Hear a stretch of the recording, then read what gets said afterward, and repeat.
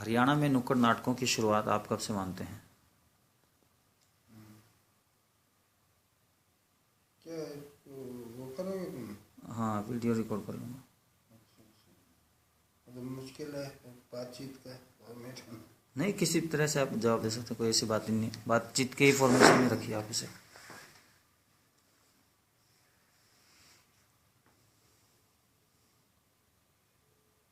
नुक्कड़ नाटक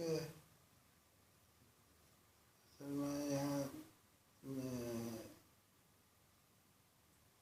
82 में यहाँ पे जन सांस्कृतिक मंच बना था। जनवादी सांस्कृतिक मंच का गठन हुआ हरियाणा में। तो उसका जो प्रोग्राम था उसके अंदर नाटक की टीम्स का गठन एक उसका महत्वपूर्ण मुद्दा था। लेकिन उसके और भी काम थे, पत्रिका का प्रकाशन, विचार मंचों का गठन वगैरह। तो बाकी काम होते रहे, नाटक पीछे रहा। हालांकि उत्तर भारत में नाटक इमरजेंसी के बाद नुक्कड़ नाटक का फिर से उभार हुआ 77 के आसपास। जब खासकर सफदर जो है पायनियर था एक तरह का, उसने शुरुआत की नए ढंग से। तो मुद्दों के आधार पे गली कूचे के अंदर, बस्तियों के अंदर, फैक्ट्रीज में नाटक इस तरह से चला। तो वो आबो हवा में था। और यहाँ नुक्कड़ नाटक से संपर्क तभी हो गया जब जनवादी सांस्कृतिक मंच का गठन हुआ। उत्तर भारत की प्रक्रिया चल रही थी नुक्कड़ नाटक की, उससे एक रिश्ता बना। यहाँ हर साल 82 के बाद लगभग हर साल एक बड़ा आयोजन होता था राज्य स्तरीय। उसमें सफदर अपनी टीम को लेके आता है। लगभग हर वर्ष तक वो आते रहे। हिसार आए, कुरुक्षेत्र आए, भिवानी आए, करनाल आए। तो मृत्यु से पहले तक वो आते रहे। यहाँ भी नाटक की करने की इच्छा मंच के साथियों में जोर पकड़ रही थी। और फतेहाबाद में एक टीम का गठन भी हो गया। और मृत्यु से पहले सफदर से मेरी बात हुई करीब 7-8 दिन पहले, 25 तारीख के आसपास उनसे मेरी बात हुई थी। तो यहाँ उन्होंने जनवरी में ही लेट स्टेज पे फतेहाबाद में वर्कशॉप की डेट कुछ तय की थी। उसके बाद उनकी मृत्यु हो गई। उसकी मृत्यु के बाद पूरे एक इलेक्ट्रीफाई हो गया पूरा माहौल। और जब उसका जन्मदिन मनाया गया 12 अप्रैल को, तो 30,000 के करीब परफॉर्मेंसेस हिंदी बेल्ट में हुए। उसमें से हरियाणा में भी एक टीम, जतन नाटक मंच गठन हो गया उसका। और उसके बाद तो वो नाटक टीम काम करती रही। तो ये लगभग 89 के बाद, 89-90 के दौरान सफदर की मृत्यु के बाद खास तौर पे यहाँ पे बहुत ही व्यवस्थित ढंग से नुक्कड़ नाटक की शुरुआत हुई। और उसके बाद यहाँ और टीमें भी बनी। और यहाँ नुक्कड़ नाटक माध्यम का उपयोग, जब लिटरेसी कैंपेन्स आए तो उसके अंदर जो जत्थे चलते थे, कैंपेन मोड था लिटरेसी का, उसके अंदर भी नुक्कड़ नाटक की एक अहमियत थी। उसके लिए बहुत सारे वर्कशॉप्स राष्ट्रीय स्तर पे भी हुई, कुछ स्क्रिप्ट्स डेवलप हुई, उनको लेके जत्थे चले। यहाँ भी लोकल लेवल पे भी स्क्रिप्ट डेवलप हुई। उसी बीच यहाँ पे बहुत सारे जननाट्य मंच की स्क्रिप्ट को लेके काम लगातार होता था। जैसे औरत नाटक है, दूसरे नाटक हैं, जंगी राम की हवेली भी गुरशरण सिंह का, वो उसका भी मंचन यहाँ पे जब ये जतन नाटक मंच का गठन भी नहीं हुआ था। औरत और जंगी राम की हवेली, ये दो नाटक जो है यहाँ पे यहाँ के जो स्टूडेंट मूवमेंट से जुड़े हुए साथी थे, उन्होंने किए थे। और यहाँ पे कॉलेजों के अंदर यूथ फेस्टिवल में भी वो नाटक हुए, और इसके अलावा भी वो नाटक यहाँ पे महिला समिति का गठन हुआ, उस समय भी यहाँ पे वो नाटक हुआ है। तो ये प्रक्रिया रही है। उसके बाद लिटरेसी के बाद के दौरान लिटरेसी कैंपेन ख़त्म हो गए। लिटरेसी के दौरान बहुत सारी टीमें बनी, लड़के लड़कियों की, बहुत सारे जत्थे चले, लेकिन वो नाटक जो है वो लिटरेसी उनका थीम था और उसका संदेश ले जाना उसका उद्देश्य था, इसलिए बहुत लिमिटेड उनका वो एक फोकस था। लेकिन बाद में 95 के बाद जब लिटरेसी कैंपेन बिखर गए और 99 में एक बहुत बड़ा जत्था यहाँ ऑर्गेनाइज हुआ कंसोलिडेशन के लिए, ज्ञान विज्ञान समिति का गठन हुआ। उसके बाद से यहाँ बहुत उसका स्केल बहुत बदल गया नुक्कड़ नाटक का। और यहाँ करीब उसके बाद से ये जो दौर है 99 के बाद का, उसके बाद से 8-10 साल तक लगातार बहुत ज़्यादा इनपुट्स, बहुत ज़्यादा रिगरस एक्टिविटी नुक्कड़ नाटक की रही है अलग अलग ज़िलों में। और मेरे ख्याल से करीब 700, 800, 1000 के लगभग लड़के लड़कियाँ वो जो है वर्कशॉप्स में आए हैं। टेक्निकल वर्कशॉप्स हुई हैं, ओरिएंटेशन वर्कशॉप्स हुई हैं, स्क्रिप्ट राइटिंग वर्कशॉप्स हुई हैं, और नाटक जत्थे, बहुत बड़े बड़े जत्थे हरियाणा स्तर के चले हैं। 1857 की 150वीं वर्षगांठ पे चला, 99 में पूरा जत्था चला। तो ये उसमें बहुत सारे यंग लोग, नए लोग भी आते थे, और बहुत स्तरीय नाटक, और स्टेट डिस्ट्रिक्ट लेवल पे बहुत सारी टीम्स, जींद में टीम बनी, हिसार में बनी, कुरुक्षेत्र में बहुत डेवलप्ड टीम रही है ना, और रोहतक की टीम भी थी, कुरुक्षेत्र की भी थी पहले, और ज़िलों में भी प्रोलिफरेशन हुआ। करीब 25 टीमें एक समय में वो यहाँ पे हरियाणा में थीं। तो और हर समय आते जाते रहे कलाकार, लेकिन लगभग 1000 के लगभग। उसमें नेशनल स्कूल ऑफ ड्रामा ने बहुत सहयोग किया, टेक्निकल इनपुट दिए, समय समय पे बड़ी बड़ी वर्कशॉप्स हुई, और बहुत ज़्यादा एक बहुत ही अर्थपूर्ण वो प्रक्रिया नुक्कड़ नाटक के विकास की रही है।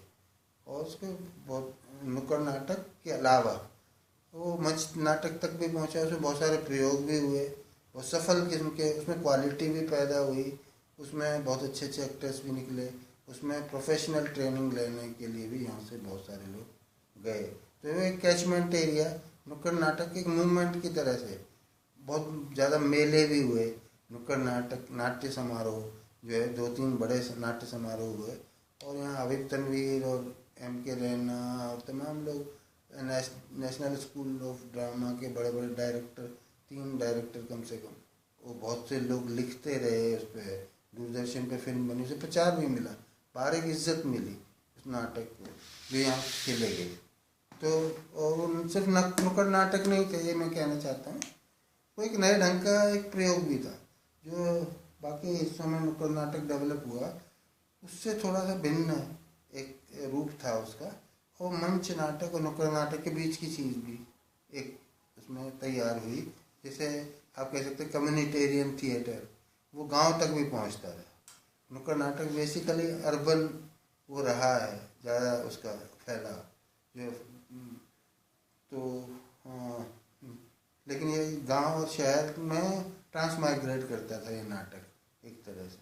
तो ये यहाँ का अनुभव है। सर, लोक कलाकारों के विलुप्त होने के क्या कारण मानते? लोक कलाकार तो अब ये जो पूंजीवाद है, ये बाजार कला का, ये कला का बाजार जो है, लोक फोक स्टॉक जो है ना, चाहे वो लोक साहित्य हो, लोक कलाएँ हों, लोक कला रूप जितने भी हैं, नाटक हो, लोक नाट्य है, लोक संगीत है, और लोक जीवन के जितने भी सांस्कृतिक रूप हैं, आविष्कार हैं, उन सब का दोहन बाजार करता है, उन सब का अपहरण करता है बाजार, और उसका माल उत्पादन करता है। तो लोक तो बिकता है बाजार में। तो लोक जो है, लोक कलाएं एक बसे हुए सामुदायिक जीवन की, जनपदों की पैदाइश थी असल में। वो जनपद उजड़ गए, माइग्रेशन ने उजाड़ा उन्हें, नीचे से उजड़ रहे हैं, वो कम्युनिटी टूट रही है नीचे से, जो फोक कम्युनिटी है वो टूट रही है ना। वो एग्रेरियन क्राइसिस बढ़ रहा है, माइग्रेशन बढ़ रहे हैं, अफरा तफरी है, इधर से उधर जा रहे हैं लोग। दूसरा, बाजार इतना पैदा हो गया ऊपर से, तो सब चीज़ों का तो माल उत्पादन होता है, तो नीचे जो कलाओं का उत्पादन होता था उसकी जगह वो ऊपर पैकेट मिलते हैं कला के, और कंज्यूमर पैदा हो गए कला के, है ना। तो वो अब अपने समुदाय से तो रिश्ता टूट गया लोक कलाओं का। अब वो एक्सपोर्ट आइटम भी बन गए हैं, अब वो कॉस्मोपॉलिटन भी हो गए, अब उनको बेचा भी जाता है ना, हर जगह बिकते हैं वो, क्योंकि ताकत तो वहीं से मिलती है। क्लासिकल म्यूजिक एक तरह से उपजीवी है लोक संगीत का, है ना। ऐसे लोग जो परिष्कृत कला है वो लोक कला की उपजीवी है, परिष्कृत भाषा लोक भाषा की उपजीवी है ना, उसी से निकली है, उसी से उसके परिष्कार से बनती है। कोयले से को मांझ के हीरा बनता है, उसको परिमार्जित करके। तो एक तरह से रॉनेस जो है लोक कला में, है ना, वो वहाँ पे अब वो तो संकट में है, लोक कलाएं सारी संकट में। और पॉप कल्चर का बहुत असर है, पंजाबी पॉप, मतलब जो स्थानीयताएं थी, स्थानीय रंगों में एक बाजारी रंग घुल गया, है ना। तो वो उनकी इंसुलेशन थी, वो एक बसा हुआ एक ऐसा एक अनविति थी, एक एकता थी उस समाज में, वो टूट गई। अब वो बड़े बाजार के बीच में है, तो उसमें सारी बाजारी हवाएं चलती हैं और वो ले जाती हैं उठा के उसे, और उसका माल बनाती हैं, है ना। पंजाबी पॉप चलता है, पंजाबी लोग की खबर कौन लेगा। तो यही सभी लगभग भाषाओं के साथ, लोक वाद्य यंत्रों के साथ भी आप इसको जोड़ सकते हैं, मतलब उनकी लोक वाद्य यंत्र जो हमारे थे, नगाड़ा था, सारंगी थी, घड़वा था, हाँ, लोक बेंजो था। वाद्य यंत्र भी अब ये म्यूजिक की प्रक्रिया बदल गई, है ना। तो वो अब जो है एंसेम्बलिंग होती है म्यूजिक में, है ना। अब विदेशी पश्चिमी सारे साज भी, उनका भी असर है, ये कोई बुरा नहीं है। साज चाहे कोई भी हो, है ना, लेकिन एक कारखाना होता है रचना प्रक्रिया का, वो लोक जीवन में वो टूट गया है असल में। तो अब जो भी संकलनवाद है एक तरह का, इधर से लो उधर से लो, कुछ भी उसमें शामिल हो जाता है। तो पहले जो एक तरह का क्रिस्टलाइजेशन होता था, ये आप पूरे विकास क्रम में देखेंगे, शहरों का ही चरित्र ऐसा हो गया। शहरों का बड़ा ऑर्गेनिक चरित्र था, वो अपने अंतर्वर्ती अंचलों से बहुत जुड़े हुए थे शहर। जयपुर जो है राजस्थान से बहुत गहराई से जुड़ा हुआ शहर है ना।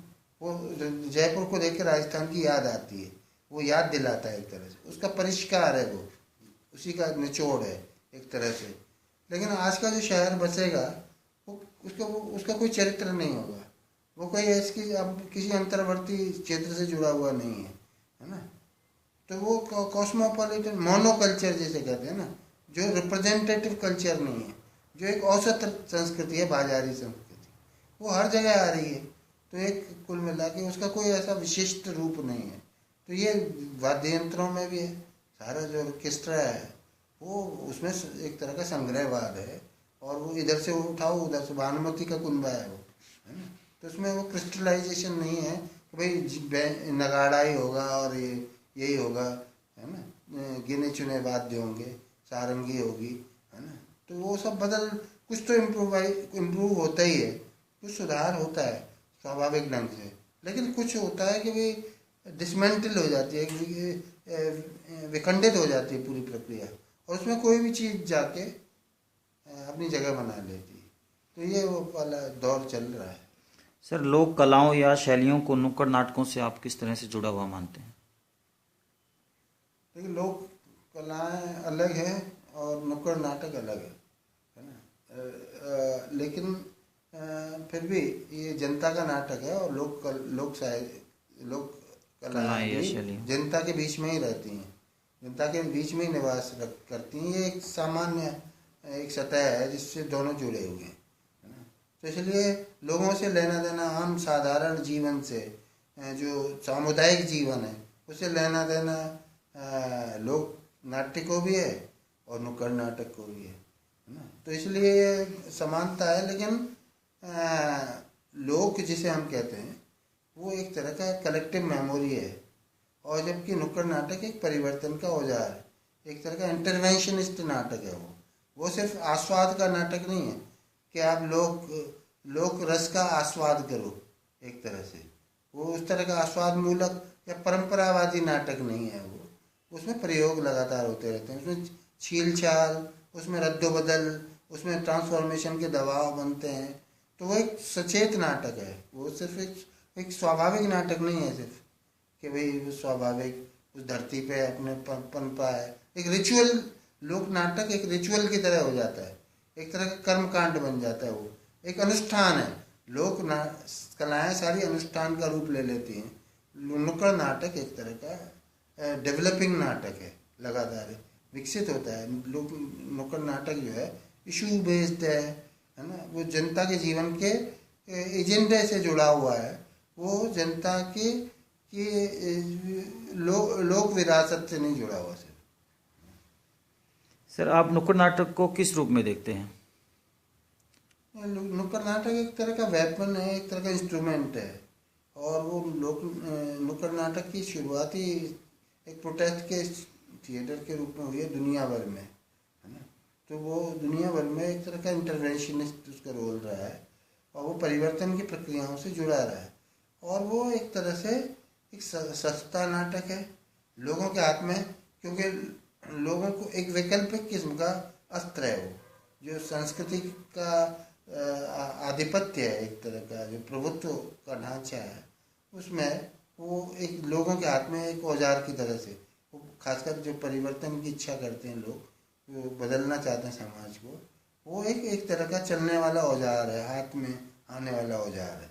तो अपने एक तरह से अपने से ही संवाद एक तरह से करते हैं उसके जरिए।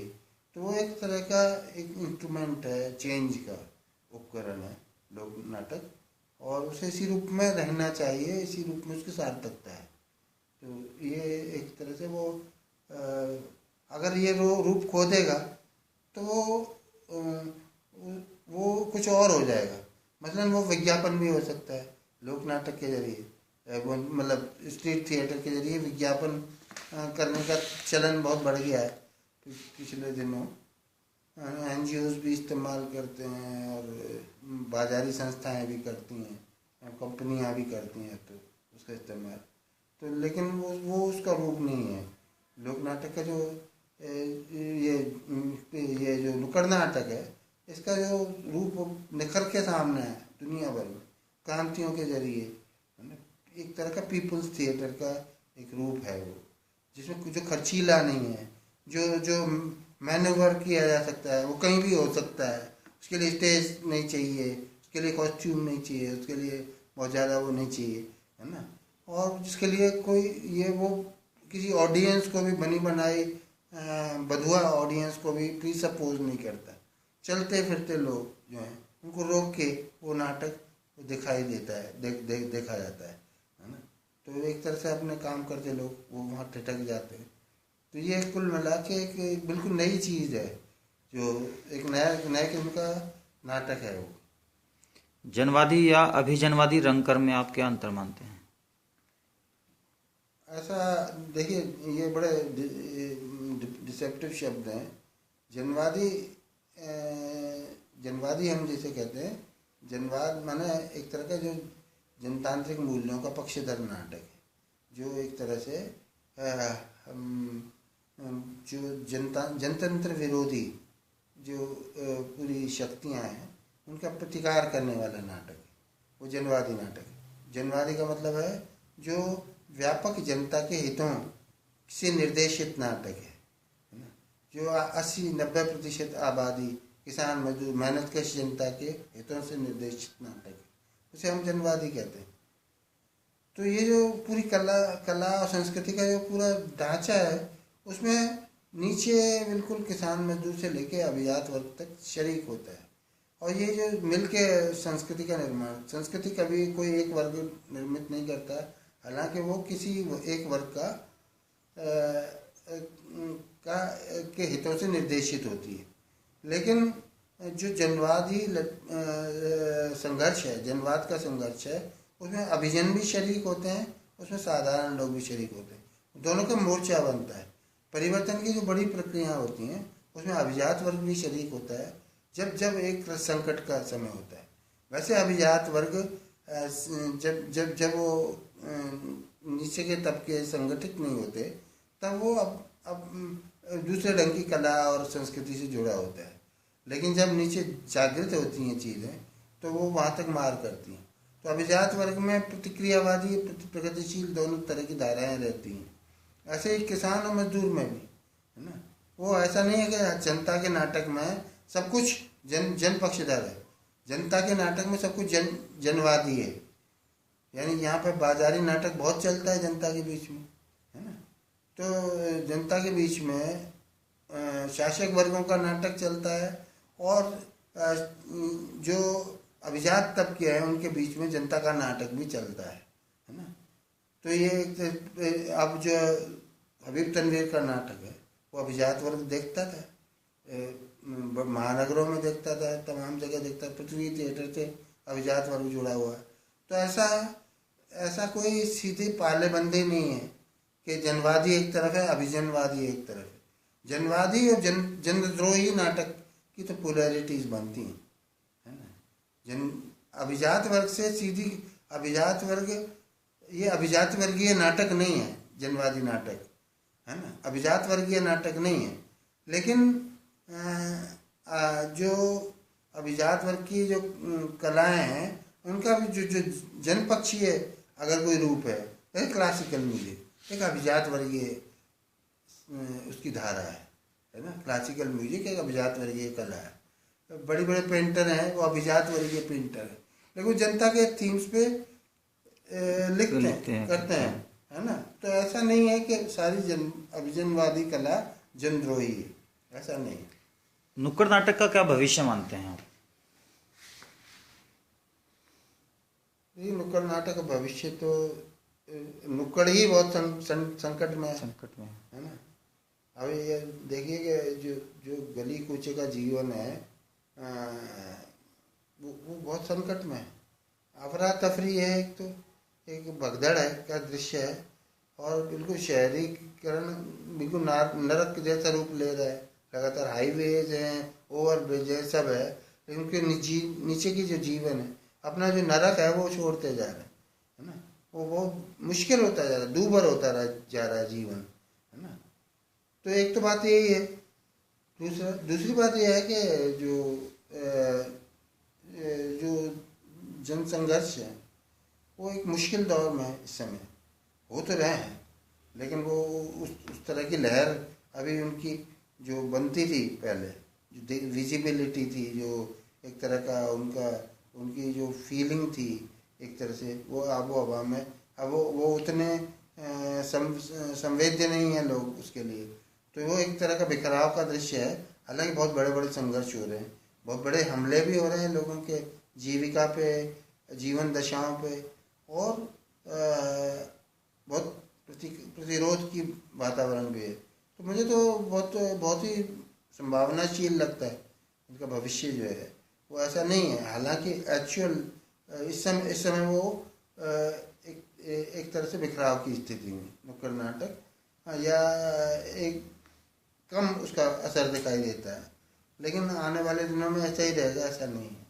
तो क्योंकि जैसे जैसे स्थितियां बदलती हैं, जो कि बहुत तेज़ी से हम फ्लक्स की स्थिति में है ना, कभी भी फिर से एक प्रोटेस्ट का रूप बन सकता है, क्योंकि पूरी दुनिया में इस समय बहुत बड़ा हमला है, जो निरंकुश किस्म का अर्थतंत्र डेवलप हो रहा है एक तरह का, और जो भुखमरी की, बेरोजगारी की, इन सब समस्याओं की जो हालत है, लोगों की जो हालत है ना, लोगों का जीवन इतना मुश्किल कभी नहीं था जितना अब इन वर्षों में है। तो इसलिए लॉजिकली, हिस्टोरिकली नुक्कड़ नाटक का भविष्य बहुत ज़्यादा मेरे ख्याल से और भी ज़्यादा संभावनाओं से भरा हुआ है। जनवादी चेतना के प्रसार के लिए नुक्कड़ नाटक कहाँ तक सफल हुए हैं? जनवादी चेतना अकेले नुक्कड़ नाटक पर निर्भर नहीं करती, और नुक्कड़ नाटक उसमें हिस्सा बताता है उसके निर्माण में। तो वो प्रक्रियाएं खुद ही समस्याग्रस्त हैं बहुत ज़्यादा। तो सारी की सारी वो एक कुल मिला के ही एक पूरा माहौल बनता है। तो जो जनवादी चेतना के प्रचार प्रसार का जो आम मुहिम है वो कमज़ोर पड़ेगी, तो नुक्कड़ नाटक भी कमज़ोर पड़ेगा।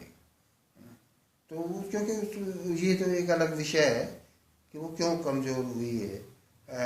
क्योंकि एक तो बात यही है कि जो प्रतिक्रियावादी विचार है, सामाजिक सोशल रिएक्शनरी पूरा उभार है, उसकी वजह से भी जो प्रगतिशील मूल्य हमले की जद में है, जो राष्ट्रीय आंदोलन के प्रोग्रेसिव वैल्यूज़ थे, जो नवजागरण की प्रोग्रेसिव वैल्यूज़ थी, सभी जो है हमले की जद में है इस समय, है ना। तो क्योंकि उनके सामाजिक प्रभाव क्षीण हो रहा है और उनका पक्ष निर्माण का काम बहुत स्थगित सा हो गया है, या उसका फोकस डगमगाया हुआ है। इसीलिए जो है आपको लगता है कि वो एक तरह से ये इस समय का दौर है, लेकिन ये हमेशा नहीं रहने वाला। नुक्कड़ नाटक क्या लोक नाट्य परंपरा से भी जुड़ता है कहीं ना कहीं? हाँ, बिल्कुल जुड़ता है। नुक्कड़ नाटक एक प्रयोगशील नाटक है और उसे होना चाहिए। तो वो हर परंपरा से अपने तत्व लेता है, और फोक से तो बहुत गहरा रिश्ता है उसका। और तो ये है कि इसके अंदर कई प्रयोग भी हुए नुक्कड़ नाटक के अंदर। लोग एक लेन देन का संबंध उसका है, एक तरह का। तो लोक नाट्य से तो सभी कलाओं ने लिया है, फिल्मों ने भी लिया है, और नुक्कड़ नाटक ने भी लिया है कि बोली बानी में एक तरह के लोक बोली के बहुत सारे तत्व होते हैं, और उसके तौर तरीक़ों में भी, कम्युनिकेशन के मेथड्स में भी बहुत सारे टूल्स जो लोक नाट्य के हैं उनका वो इस्तेमाल करता है। तो एक तरह से लोगों से, हालांकि वो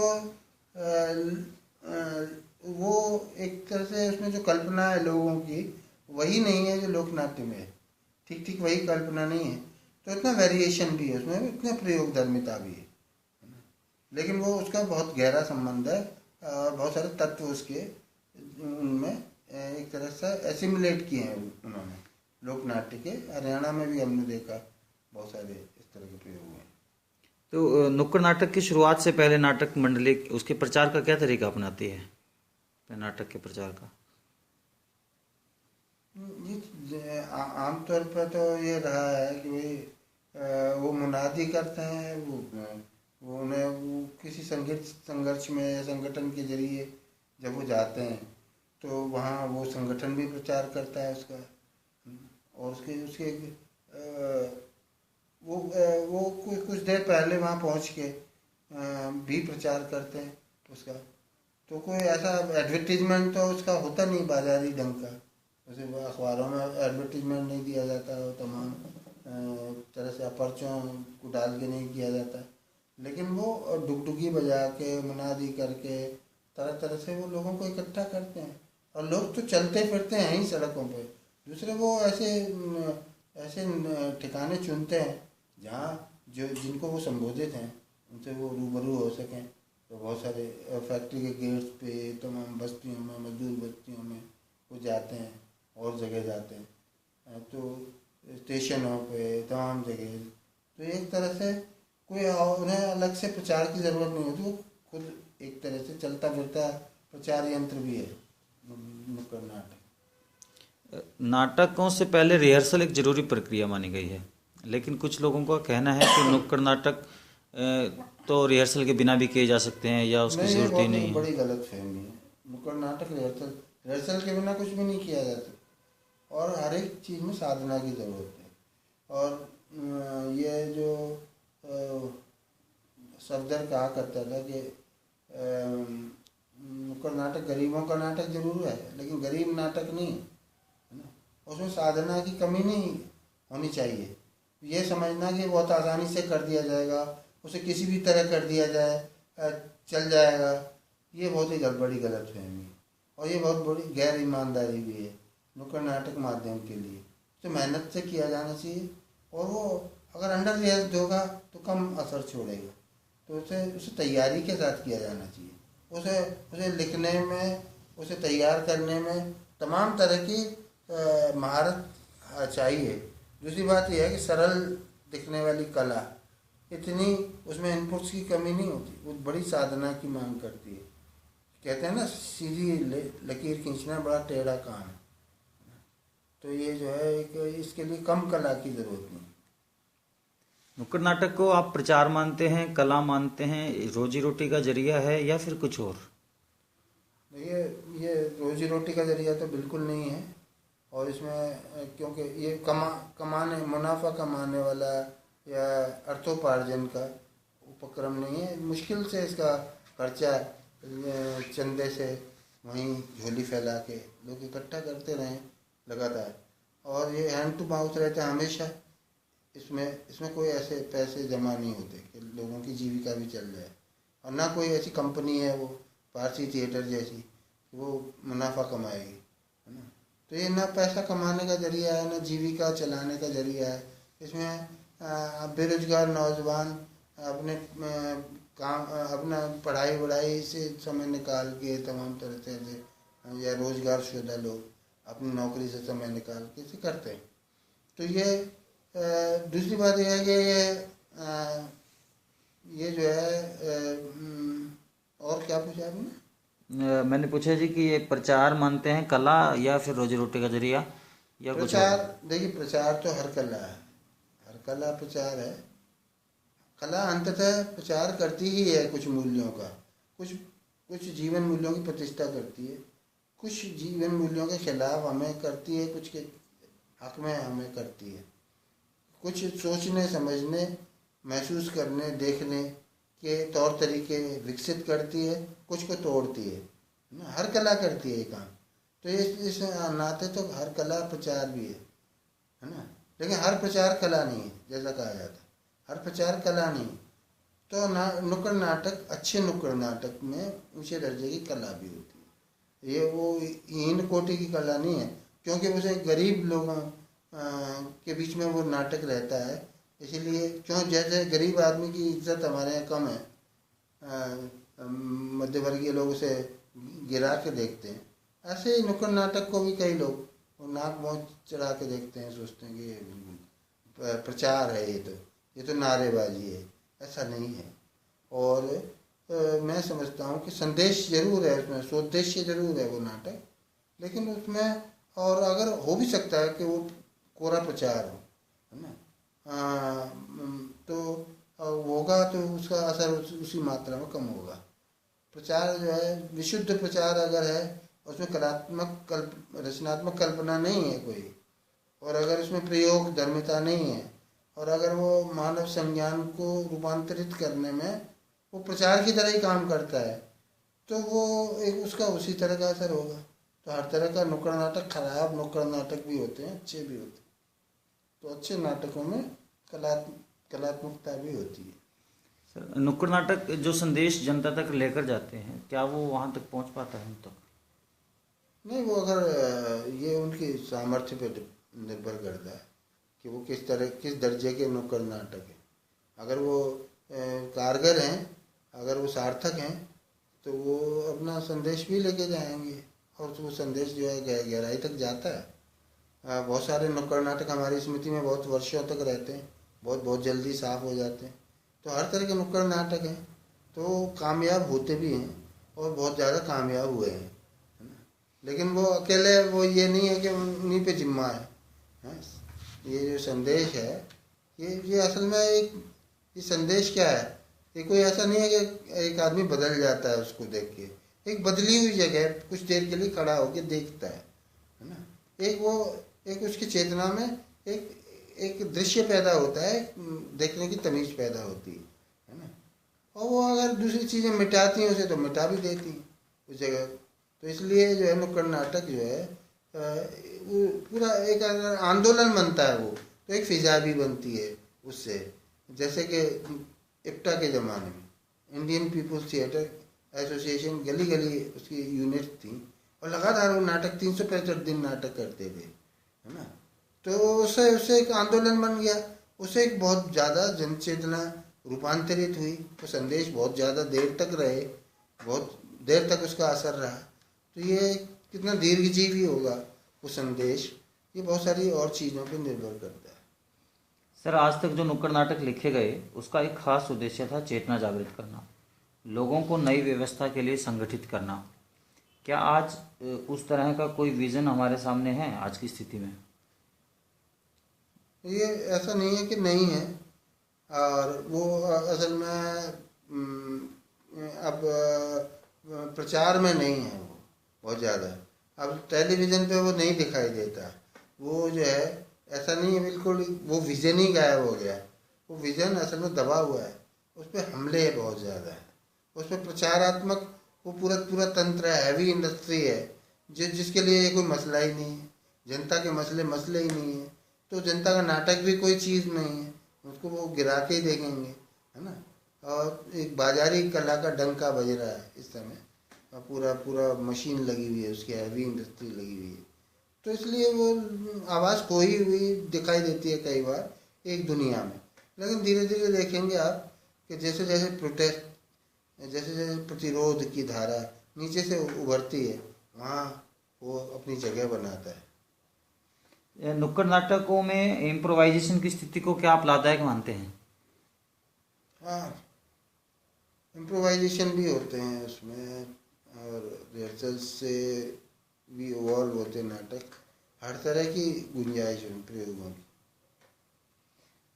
आपकी मंडली जो नाटक तैयार करती है वह कितने दिनों में प्रस्तुति के लायक बन जाती है? निर्भर करता है वो कितना क्या किस तरह का काम है उस नाटक में, है ना। और कुछ नाटकों में समय लगता है, कुछ वो रातों रात खड़े हो जाते हैं, कुछ 2-2 दिन में भी तैयार हुए, 3-4 दिन में भी। इस तरह के दबाव होते हैं, स्क्रिप्ट तुरंत करनी होती है ना। तो ऐसे कई बार हुआ है कि बहुत शॉर्ट नोटिस पे वो नाटक तैयार हुए और उन्होंने अपना काम किया है, सीमित भूमिका थी उनकी, है ना। लेकिन कुछ लॉन्ग टर्म नाटक भी तैयार हुए हैं, उनमें टाइम लगता है, समय लगता है, उनमें 1-1 महीने 1.5 महीने की वर्कशॉप्स भी लगी हैं, और हर तरह की वर्कशॉप्स लगती हैं। म्यूज़िक पे भी काम होता है, तमाम तरह के काम होते हैं। तो ये बात है कि इसमें समय लगता है, लेकिन 8-10 दिन की वर्कशॉप एवरेज नुक्कड़ नाटक के लिए तैयारी रिहर्सल जो है उससे वो नाटक निकल आते हैं अगर स्क्रिप्ट मौजूद है तो।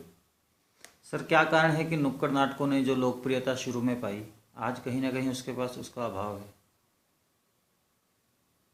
वही सवाल है जो आप पहले पूछ चुके हैं। ये असल में लोकप्रियता में एक शब्द लोक, अब वो क्या लोक में प्रिय कौन सी चीज़ है इस समय, है ना। तो लोकप्रियता के जो मानदंड हैं वो बदलते रहते हैं। तो इस समय जो पॉपुलर कल्चर के अंदर ऐसी घटिया चीज़ों की बाढ़ आई हुई है इस समय, और उनका डंका बज रहा है, और उसमें इतना पैसा डाला जा रहा है, और उसमें इतनी ताकत झोंकी हुई है लोगों ने लोकप्रिय बनाने के लिए। तो एक तरह से जो लोकप्रिय है जरूरी नहीं है कि वो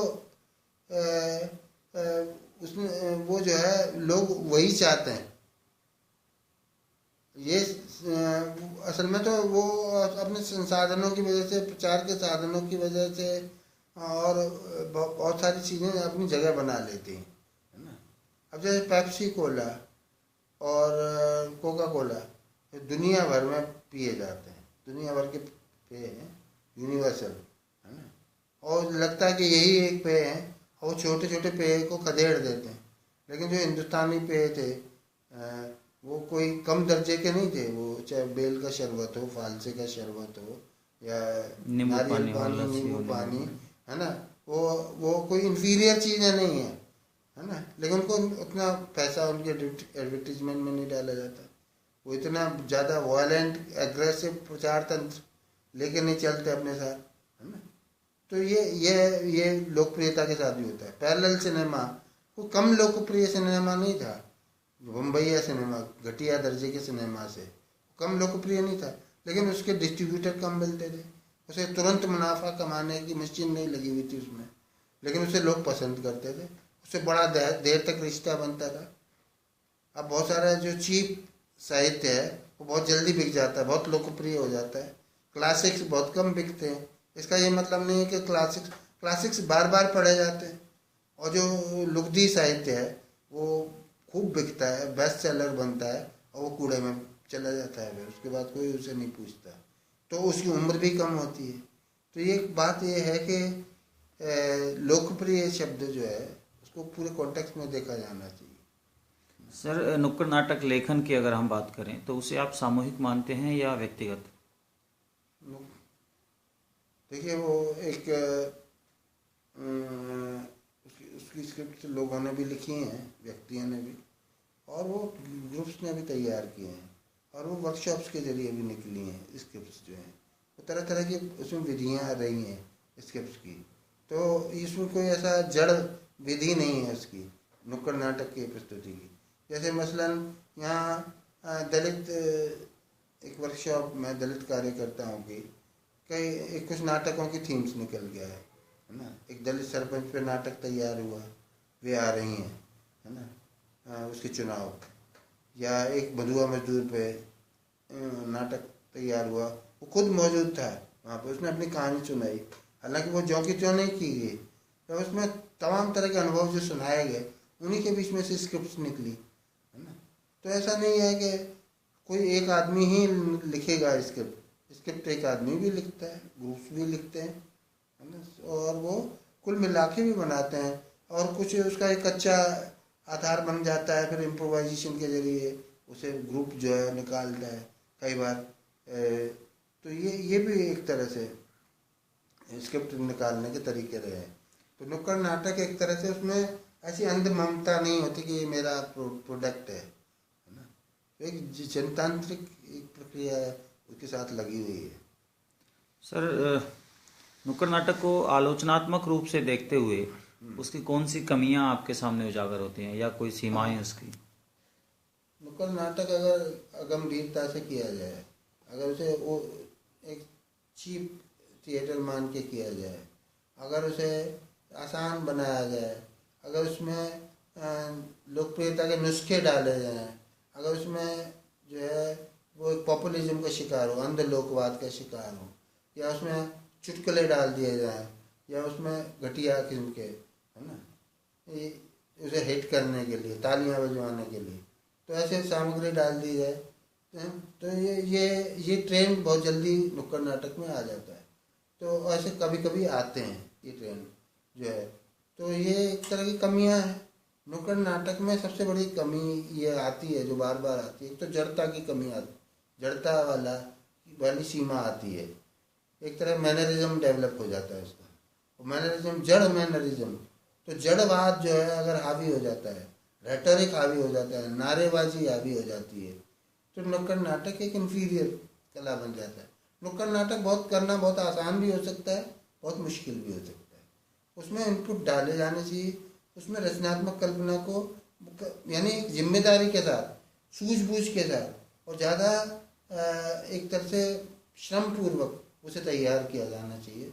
उसे जो है अगर आसान बनाएंगे, अगर दंत मंजन बेचने वाली, मजमा इकट्ठा करने वाली टीम के रूप में उसे करेंगे, तो वो मजमा तो जमा हो जाएगा, तो वो जो है वो दीर्घकालिक नहीं होगा।